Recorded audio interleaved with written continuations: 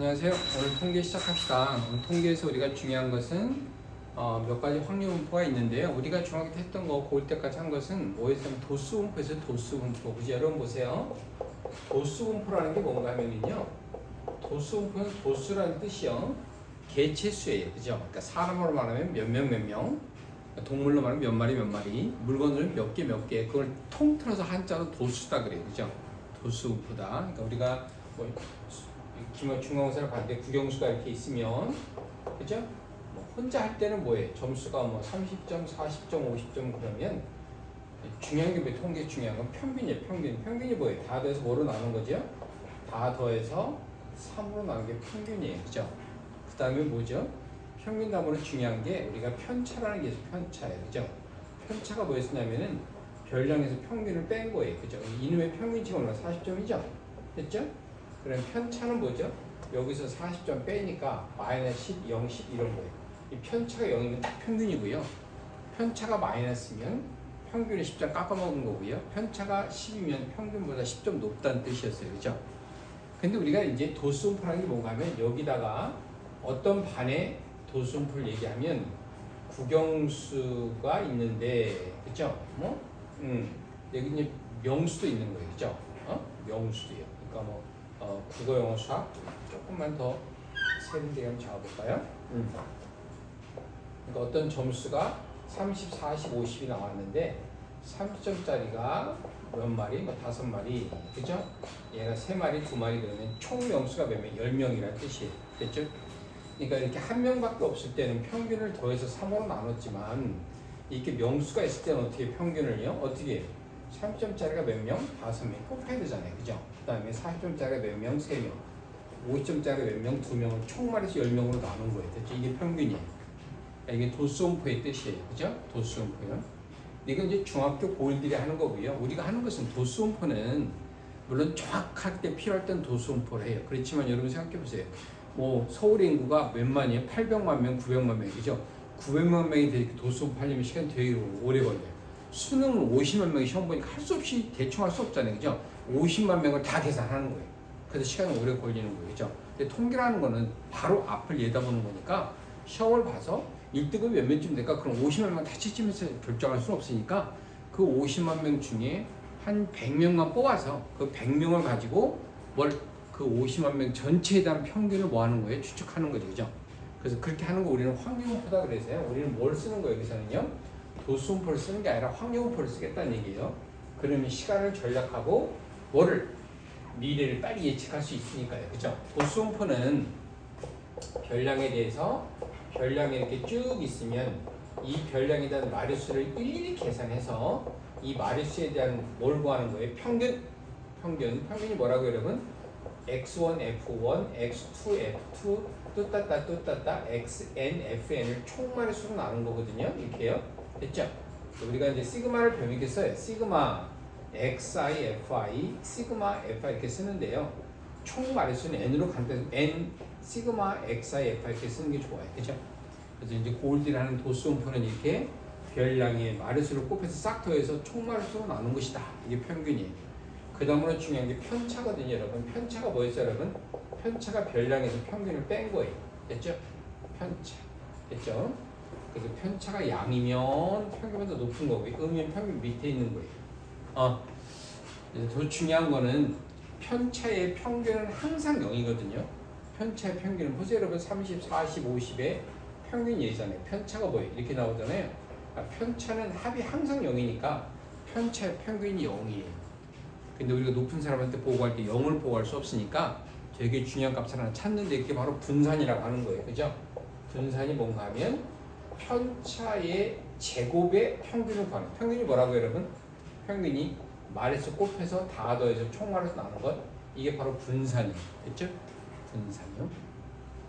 근데 이제 우리가 원래 값을 구하기 위해서는 이 분산 루트를 씌워요. 그래서 표준 편차라는 걸 계산하는데요. 이게 도수분포에 중학교 때부터 했던 거예요. 근데 우리는 이제 시간을 당기기 위해서 뭘 쓰는 거예요? 확률분포를 쓰는 거예요. 확률분포는 뭐냐? 확률분포는 별량에 대해서 뭘 쓰는 거예요? 별량에 대한 확률값을 표시하는 거죠. 확률값은 정확한 게 아니잖아요. 그죠? 우리가 주사위던데 짝수가 확률은 2분의 1이지만 그건 그냥 대략 그렇다는 얘기예요. 그죠? 주사위 2번 던지면 꼭 한 번 짝수 나오는 게 아니잖아요. 그죠? 확률은 그냥 예상치, 가능한 예상치요. 그 예상치 가지고 다가올 미래를 추측하는 게 바로 통계거든요. 그죠? 그래서 우리는 확률분포를 하겠다는 얘기예요. 아무것도 아니에요. 그러면 여러분 평균을 통계에서는 기대값이라고 하는데요. 어떻게 해요, 여러분? 확률이 뭐 이게 확률이에요. 모든 경우는 그때의 경우. 이것만 바꾸면 돼요. 그죠? 그래서 시그마 xi pi 이게 확률분포에서 뭐죠, 여러분? 평균이라는 뜻이에요. 그냥 이렇게 곱해서 싹 더하면 끝이에요. 됐죠? 되게 쉽잖아요. 그죠? 편차가 뭐라고 그래요? 편차가 별량에서 평균을 뺀 거예요. 그죠? 우리가 원하는 건 분산이었잖아요. 분산을 vx 이렇게 쓰는데요. 어떻게 쓴다고요? 여기서 얘가 확률이거든요. 그죠? 그래서 편차의 제곱의 평균이 뭐라고요? 확률 곱해서 싹 더한 거예요. 좋죠? 됐죠? 이게 분산이라고 하는 거예요. 됐죠? 이거 우리가 조금 간단히 계산해서 전개식 시그마 쓰면 이렇게 바로 써줄게요. 시그마 xi의 제곱 됐죠? 마이너스 이게 싹 전개하면은요 뭐가 나오냐면 m제곱 이렇게 나와요. 전개하면은요 그래서 이걸 말리고 보세요. 편차의 제곱의 무슨 평균 또는 별량의 제곱의 합에서 뭘 뺀 거예요? 평균의 제곱을 뺀 거예요. 그죠? 이렇게요. 그러니까 원래 편차라는 게 뭐였었냐면 편차의 제곱의 평균을 구하는 게 분산인데 그냥 별량의 제곱의 합에서 뭘 뺐다? 그냥 평균의 제곱을 빼도 뭐라고 얘기해요? 별량의 제곱이 빠졌네요. 그죠? 별량의 제곱의 무슨 평균? 별량의 제곱의 평균에서 평균의 제곱을 뺀 것이 바로 분산의 또 다른 계산법이다. 됐죠? 그래서 평균과 분산이 우리가 통계에서 가장 중요한 거고요. 편차 상관없이 편차는 어차피 여기다 넣으시면 되거든요. 그래서 평균과 분산이 중요하다는 뜻이에요. 특별히 우리가 오늘 하려고 하는 이상적인 분포는 확률분포는 이렇게 별량이 뚝뚝 떨어져 있어요. 대부분 다 별량이 우리 주변에 다 떨어져 있잖아요. 별량이. 그죠? 다 셀 수 있는 거니까. 셀 수 없는 것도 있어요. 뭐죠 여러분? 뭐 셀 수 없는 것? 몸무게. 그죠? 뭐 키, 수량, 강수량, 온도 이런 것들은 셀 수가 없어요. 그죠? 그래서 별량이 무지무지하게 따닥따닥 많다고요. 그래서 확률값도 너무너무 많아요. 그죠? 이런 걸 우리가 연속 확률분포라 하고요. 이런 연속 확률분포는 다음 시간에 할 거예요. 그죠? 오늘은 그냥 이상분포에 관한 얘기만 할 거예요. 그죠? 통계에서 중요한 평균과 분산이 중요하다는 얘기고요. 이 이상분포에서 여러분 조심해야 되는 게 딱 하나 있어요. 그 다음에 중요한 게 바로 뭐였었냐면 이 이상분포에서 중요한 게 이상분포는 별량이 뚝뚝 떨어져 있으니까 10, 20, 30에 관한 표는 알지만 15 이 값의 표는 구하기 힘들잖아요. 그죠? 이산에서는 뭐가 필요하느냐?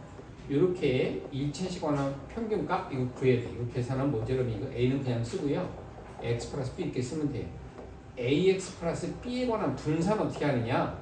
A제곱의 VX 그러면 좋겠어요. 그렇죠? 이걸 쓰면 아주 섬세한 값도 계산할 수 있어요. 내가 10, 20, 30에 관한 표만 알고 있잖아요. 그죠? 그럼 이걸 내가 뭐라고 하면 5라고 하고 얘를 2라고 하면 그죠? 그럼 이거는 내가 10에다 넣으면 뭐예요? 52에 관한 값도 내가 이 표를 가지고 10, 20, 30 표만 가지고 52의 값도 계산할 수 있다는 얘기죠. 그래서 이산에서는 이런 섬세한 공식이 하나 필요하고요.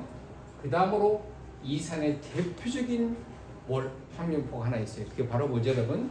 별량에 대해서 확률값이 주어진 분포인데 별량이 R1이라는 확률값 PR이 뭐죠, 여러분? NCR의 PR 이거 기억해 여러분. 이게 뭐죠? 그 유명한 확률에서 가장 중요한 확률이 독립시행 확률이었어요. 그죠? 우리 주변에 일어나는 대부분의 확률은 독립시 확률인데요.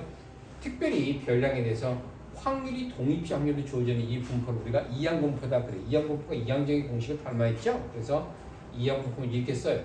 이 증명 중요한데요. 원래 평균이 뭐였죠, 여러분? 이게 평균이었어요. 그죠? 이게 평균인데 별량에다가 확률을 곱해서 싹 더한 게 평균인데 이게 더 어렵잖아요. 그래서 증명해요. 그죠? 그래서 MP가 바로 이항분포의 평균값이 곱한 거냐. 그래서 이걸 대표시키는 게 N과 P도요. 곱한 게 평균이에요. 이 증명이 되게 중요한 거예요. 분산 어떻게 구하죠, 여러분? MP, Q는 P 여사건이니까, 그죠? 이면서 P요. 그래서 이 이항분포의 평균과 분산을 여기 집어넣어서 다 증명하는 거예요. 통계에서 어려운 증명에 속해요. 그죠? 단 우리가 문장을 보고 이게 독립형 확률이구나. 독립형 확률은 이산항률 분포를 이항분포라고 하고 이항분포가 나오면 n과 p로 평균과 분산을 구할 수 있다는 사실을 분명하게 인식하고 있어야 돼요. 그죠? 그래야만 우리가 이상분포를 잘 연습할 수 있어요. 물론 우리의 목표는 별량이 무수히 많은 연속확률분포인데요. 연속확률분포를 하기 전에 이상확률분포, 별량을 셀 수 있는 분포가 이렇게 있다는 사실을 여러분이 인식하고 이상분포의 평균과 분산 그리고 대표적인 예인 이항분포에 대해서 연습을 충분히 해둬야만 통계를 시작할 때 자신감을 가지고 시작할 수 있습니다. 됐죠? 이제 이상분포를 끝으로 다음 시간에는 연속확률분포에 관한 얘기를 시작할게요. 감사합니다.